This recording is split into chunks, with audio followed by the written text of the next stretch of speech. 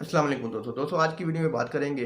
कुछ अहम तरीन सर्वे हुए हैं हुकूमत की जानिब से, कुछ एजेंसियों की जानिब से। इमरान खान की बतौर वज़ीर आज़म दबंग एंट्री, पीटीआई हर सूबे से इलेक्शन जीत रही है। तो दोस्तों इस सर्वे ने तो हुकूमत की नींदें हराम कर दी हैं, नींदें उड़ा कर रख दी हैं, हुकूमत की भी और सर्वे करवाने वालों की भी। 9 मई के वाक़े के बाद जिस तरह के लोगों पर जुल्म हो रहा है, लोगों पर तशद्दुद हो रहा है। उमर सरफराज चीमा साहब की कल उनकी वाइफ मिलने के लिए उनको गई अहाता अदालत से, उनको भी गिरफ़्तार कर लिया गया। जिस तरह के औरतों पर तशद्दुद हो रहा है, जिस तरह के लोगों को ज़बरदस्ती जिनसे प्रेस कॉन्फ्रेंसें करवाई जा रही हैं। अब शाह महमूद कुरैशी साहब भी, असद उमर, सदर आरिफ अलवी, असद कैसर, ये तमाम लोग पेशावर में इकट्ठे हुए और इन्होंने मशवरा किया जनाब कि हम इमरान खान को मनाएं, प्रेशर डालें इमरान खान के, जनाब आप पार्टी से अलहदा हो जाएं, पार्टी हम चलाते हैं, आपके केस ख़त्म हो जाएंगे, आपका मुश्किल वक्त निकल जाएगा। ये इन्होंने सोच रखी है कि इमरान खान के बगैर, मतलब माइनस इमरान खान, इलेक्शन हो। लेकिन जहाँ तक इमरान खान का ताल्लुक़ है, जहाँ तक मेरा ख्याल है कि ये लोग जो ज़्यादा करीब हैं वो इतना नहीं जानते जितने की आवाम जानती है इमरान खान को, कि वो इनकी इस घटिया जो प्लान है, जो बनाया है, इसमें कभी नहीं आएंगे। तो दोस्तों परवेज़ खट्टक साहब, सारी दुनिया जानती है कि किन की सपोर्ट है उनको। तो परवेज़ खट्टक साहब के पास ये तमाम लोग जमा हुए थे। तो मेरा नहीं ख्याल कि इमरान खान साहब इनकी चिकनी चिपटी बातों में आएंगे। जब आवाम ये चाह रही है, जब ये आवाम वज़ीर आज़म इमरान खान को मान चुकी है। अब देखें कि 9 मई के वाक़े के बाद पूरी दुनिया मज़म्मत करती है और उन लोगों को सज़ा देने की डिमांड करती है जिन्होंने ये काम किया, ख्वाह वो पीटीआई के लोग थे, ख्वाह वो गुल्लू भट्ट से, ख्वाह वो जिस किसी ने भी प्लांट करके वहाँ पर भेजे थे। इस वाक़े के बाद, 9 मई के वाक़े के बाद जो सर्वे हुआ है, हुकूमत ने जो खुद करवाया है, पूरे पाकिस्तान में पीटीआई सबसे आगे है। पंजाब में पीटीआई ने रिकॉर्ड तोड़ा है, केपीके में क्लीन स्वीप किया है। पंजाब में मुस्लिम लीग नून का कोई हिस्सा नहीं बचा, 10% सिर्फ़ और सिर्फ नून लीग की पॉपुलैरिटी बच गई है। बाकी तमाम की तमाम पीटीआई इमरान खान के हक़ में मतलब के लोग खड़े हो गए हैं। बलूचिस्तान में भी अच्छी खासी इमरान खान साहब की पोजीशन है।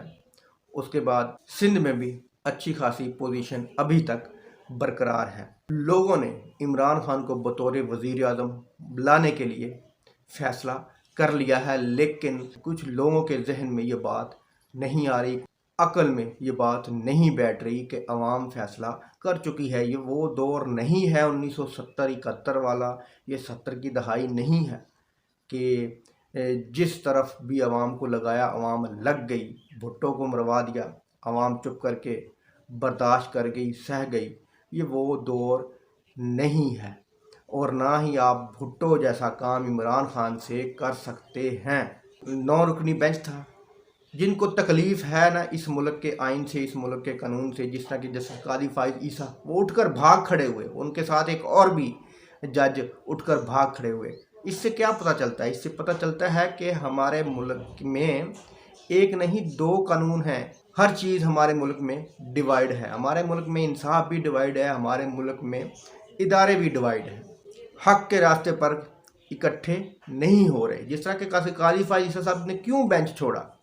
और भाई सिविलियन के लिए कोई मिलिट्री कोर्स नहीं होती, तो कादी फाइज ईसा साहब का उठकर जाना ये पैगाम है आवाम को कि जनाब हम आवाम के साथ नहीं, हम चंद मुट्ठी भर लोगों के साथ खड़े हैं। ये कादी फाइज ईसा साहब ने ये पैगाम दिया है कल बेंच से निकल कर। तो दोस्तों आप इससे अंदाज़ा लगा सकते हैं। तो दोस्तों इस तरह के इस जहनीत के लोग इस मुल्क के आइन को तबाह करते हैं, इस मुल्क के इंसाफ के निज़ाम को तबाह करते हैं।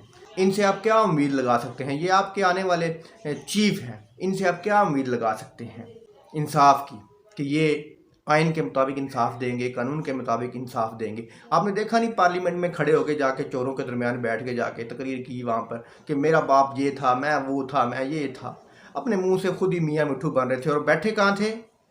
उनके जिन्होंने पिछले 50 सालों से इस आइन का बेड़ा गर्क किया है, पिछले 50 सालों से इस कानून की धज्जियाँ उड़ाई हैं और गैर कानूनी तरीके से जो आए हुए थे उनके पास बैठे थे जिन पर अरबों के करप्शन के केस थे, जिन्होंने इस मुल्क के आइन को रौंद कर वो केस अपने आप से ख़त्म करवाए, उनके दरमियान ये खड़े होकर ये तकरीर कर रहे थे जस्टिस कादी फाइज ईसा साहब। तो इनसे आप क्या एक्सपेक्ट कर सकते हैं कि ये आकर आवाम को कोई रिलीफ देंगे या आवाम को कोई हक़ और कानून की बात करेंगे आवाम के बारे में, या आवाम के लिए अच्छी राय इनकी क्या हो सकती है।